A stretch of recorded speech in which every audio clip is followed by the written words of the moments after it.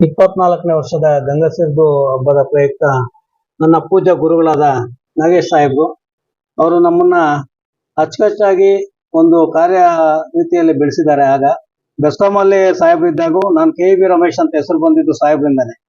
ಅದಕ್ಕೆ ಆ ಸಾಹೇಬ್ರು ನಮ್ಮ MLA ಆದಾಗ ಏನೇ ಕೆಲಸ ಇರಲಿ ಬನ್ನಿ ಮಾಡ್ಕೊಂಡು ಹೋಗಿ ನನ್ನ ಹತ್ರ, ಯಾಕೆ ನೀವು ತಲೆ ಕೆಡಿಸ್ಕೊಂತೀರಾ, ಭಯ ಪಡಬೇಡಿ ಅಂತ ಹೇಳಿದ್ರು. ಸಾಹೇಬ್ರು ಅವಾಗಿಂದಾನು ಮಿನಿಸ್ಟರ್ ಆಗಿಂದಾನು ಹೋದಾಗ ಒಂದೇ ರಿಂಗ್ ಫೋನ್ ಇರ್ತಾರೆ, ಏನಪ್ಪ ನಿಮ್ಮ ಸಮಸ್ಯೆ ಅಂತ ಕೇಳ್ತಾರೆ.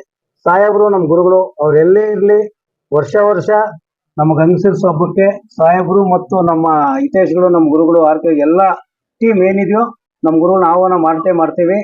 ಸಾಹೇಬ್ರು ಬರಲೇಬೇಕು, ಎಷ್ಟೇ ಕೆಲಸ ಇದ್ರೂ ಸಾಹೇಬ್ರು ಗಂಗಸಿರ್ಸಕ್ಕೆ ಬಂದು ಮುಳಬಾಗಿಲು ತಾಲೂಕು ಜನತೆಗೆ ಆಶೀರ್ವಾದ ಮಾಡಿ, ತಾಯಿ ಆಶೀರ್ವಾದ ಪಡ್ಕೊಂಡು ಮಳೆ ಬೆಳೆ ಆಗ್ಲಿ ಮುಳಬಾಗಿಲು ತಾಲೂಕಲ್ಲಿ ಜನಕ್ಕೆ, ರೈತರಿಗೆ ಅಂತ ಆಶೀರ್ವಾದ ಮಾಡ್ತಾರೆ. ತಾಯಿನು ನಮ್ಮ ಸಾಹೇಬ್ರು, ನಮ್ಮ ಸಾಹೇಬ್ರು ಎಲ್ಲೇ ಇರಲಿ ಆರೋಗ್ಯ ಐಶ್ವರ್ಯ ಕೊಟ್ಟು ಕಾಪಾಡಬೇಕು ಅಂತ ನಮ್ಮಂತ ಯುವಕರನ್ನ ಬೆಳೆಸ್ತಾ ಇದ್ದಾರೆ ಸಾಹೇಬ್ರು.